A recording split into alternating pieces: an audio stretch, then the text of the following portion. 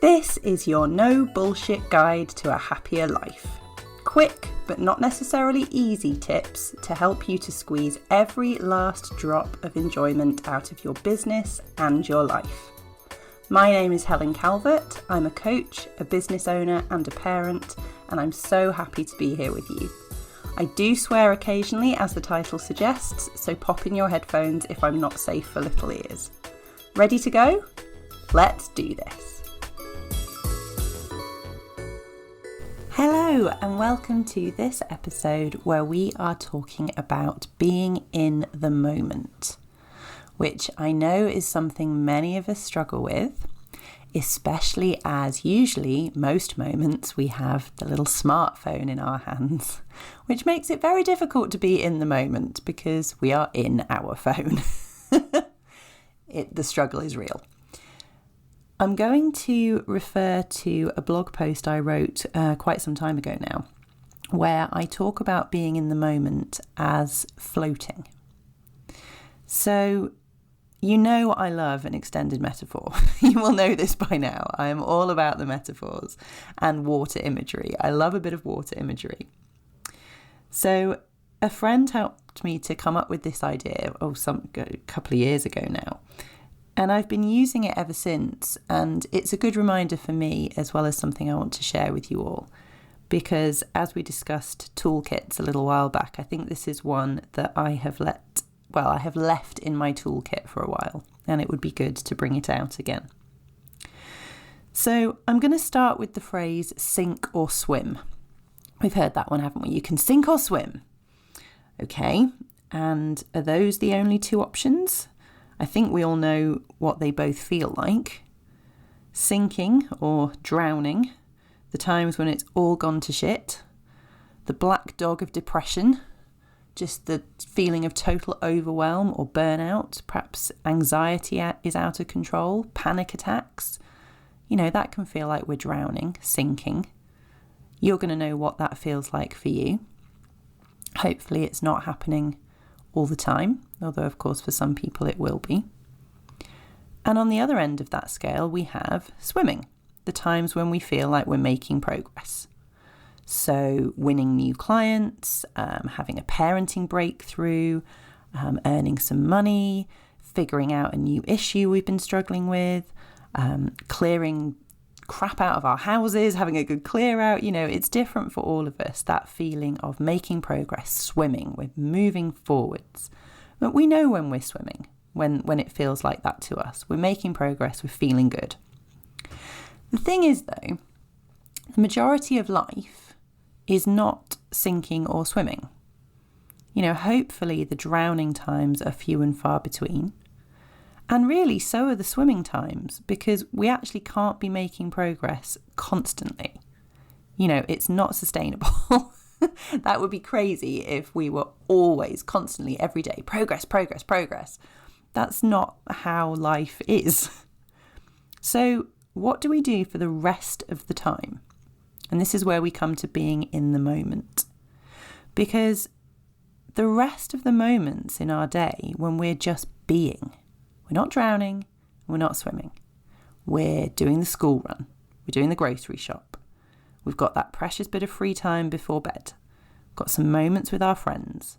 All the other stuff, when we're not hugely challenged and we're not pushing forwards. What are we doing then? It's those moments. Are we in those moments? And what are we doing with them?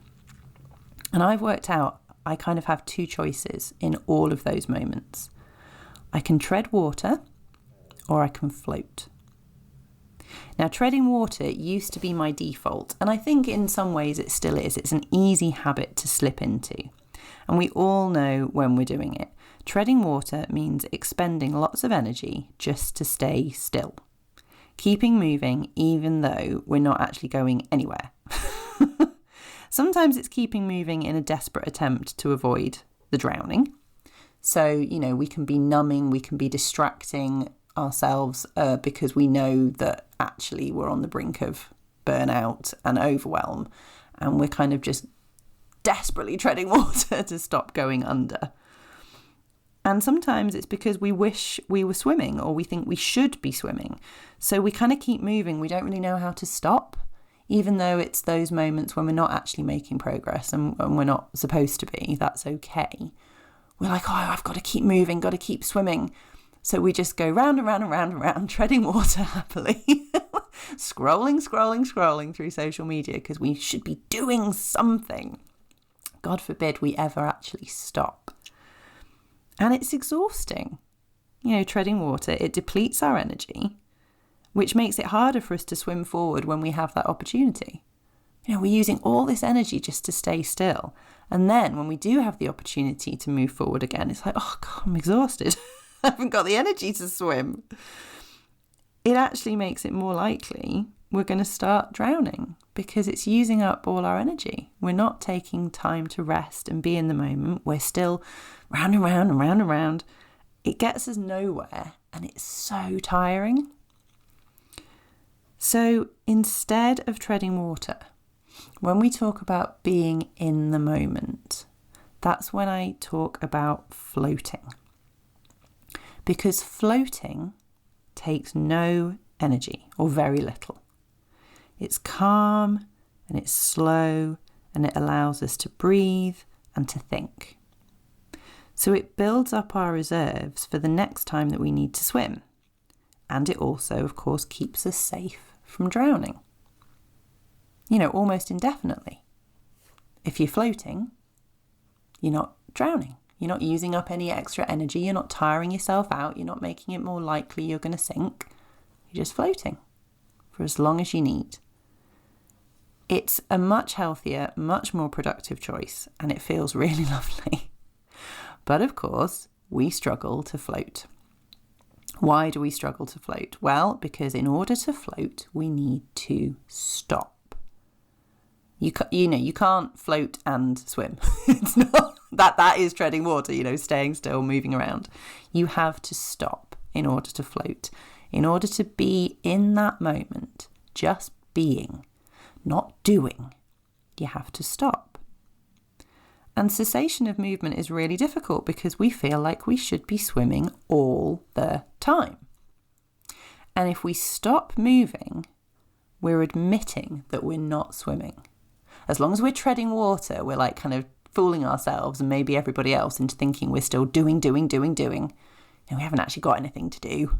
We're actually just like scrolling through Twitter or doing some kind of pointless tasks or cleaning something just because then it looks like we're still doing.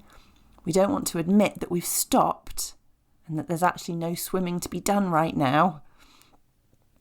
But it's okay. Because if we're not swimming, and thankfully we're not drowning, the best course of action really is to float. So it's about giving ourselves that permission to stop treading water. It's depleting our energy reserves and it's getting us nowhere. Now, what floating actually looks like, what being in that moment and stopping and being mindful, what that looks like for you, that's going to be different for everyone. So for some of us, it's going to be specific activities. So we will be floating when we're doing yoga, or we're knitting, we're walking outside, we're meditating. We might actually spend time in an actual flotation tank. I've done that. It is fantastic. I need to do it again. And I know other people in my life really enjoy it. So there's lots of activities which mean floating and being in the moment to each of us. And there are lots of activities which make it easier to float. Like it's easier to be mindful and in the moment when you're on a nice sunny walk rather than when you're on the school run or making the dinner or whatever it might be. But I really have been trying to make it a moment by moment thing. The challenge is to try to float no matter what you're doing. And for me, that's like a deep breath, an acknowledgement of my surroundings, a bit of grounding in the moment. Some people call that mindfulness, whatever works for you. But it's that understanding that I actually don't need to check Facebook. I don't need to message a friend with my latest stream of consciousness. I don't need to load the dishwasher immediately or check my emails for another task or wander around the house looking for another activity. I'm not swimming, I'm not drowning, so I can just float. Now, when I first came up with this idea, I thought to myself how relevant this is, or how relevant it would have been when I had newborn babies. I think this is really relevant to new parents, because parenting a baby, it's the ultimate in treading water. You know, you can't achieve anything, or nothing that you normally recognise as an achievement. You know, actually you're achieving nurturing and growing this human being, which is incredible, but it's not the kind of achievement you're used to. You know, it's not the kind of measure of success that we're used to. You're constantly trying not to drown when you have a new baby because you're exhausted and it's hard and it's scary and your mental health has probably taken a hammering, as has your physical health. So you're constantly trying not to drown. And as a result, we create these pointless, mindless activities because we really miss swimming and we don't know how to stop. And at the time, people said to me, just go with the flow. But I had no idea what that meant. I really didn't. You know, at that point in my life, I had no clue what going with the flow meant. And what I needed was to be shown how to float. Now, of course, I mean, no new mother can actually take on board sensible advice at the time. It's just all too hard. So I don't know if anyone had said this to me at the time. I don't know if I'd have taken it in, you know. But when I thought I was drowning, I was actually just really desperately missing swimming. And I think learning to float would have helped me a lot. So if you don't message me back straight away, you know, when I've sent you a text message, or if you don't like my Instagram post, or if you don't send me my birthday card on time, I mean, none of these things, I don't care, you know, I really don't. Or if you don't remember something I told you a while back, you know, I'm not going to be offended. Those things don't offend me because I know that it means that you're just putting aside what for you is treading water for a little while. You know, those activities can be hugely meaningful, but sometimes they can just be the pointless minutiae that we do when we're spinning round and round. So, you know, if I don't hear from you and you're taking some time out and you're not that active on social media or whatever it might be, I know that you're just floating. And there'll be times when I'm floating. And, you know, the great thing is, if we both do some of that, if we all do some of that, then when we're ready and we're rested and we're re-energized, we can get swimming together again and actually make the progress. But we're not going to be able to do that if we're stuck in this round and round and round and round and round and round of just pointless activity. So if you want to be in the moment, there are loads of things you can do and all kinds of mindfulness courses. But I think if you're anything like me, and I think a lot of us business owners have this same challenge, it's first recognizing that we need that permission to stop and that we don't need to be constantly doing, and that not all activity is actually progressing anything. It's just activity, because activity makes us feel like we're doing the right thing and stopping makes us feel like we're doing the wrong thing. But we have to retain and replenish our energy. Otherwise, we're going to drown. So I know this is a hugely extended metaphor, but I think it works. I think it's one to really keep in mind because, you know, we all understand that if we were out in the sea, treading water for hours and hours, eventually we would exhaust ourselves. But if we float, we can survive for much longer and then be ready to swim when we can and definitely avoid sinking. I hope that's helpful. It's certainly something I need to bring out of my toolkit again. I hope it's a useful tool for you. And until next time, be excessively kind to yourself. And please remember to squeeze every last drop of enjoyment out of swimming and floating. Speak to you next time. Thank you so much for listening. It's great to have you along for the ride. If you enjoyed the episode, I'd be so grateful if you could leave me a review. And don't forget to subscribe so you know when new episodes are up. If you identified a mindset block during the episode and would like to work with me one-to-one, you can find out how in the show notes. See you next time.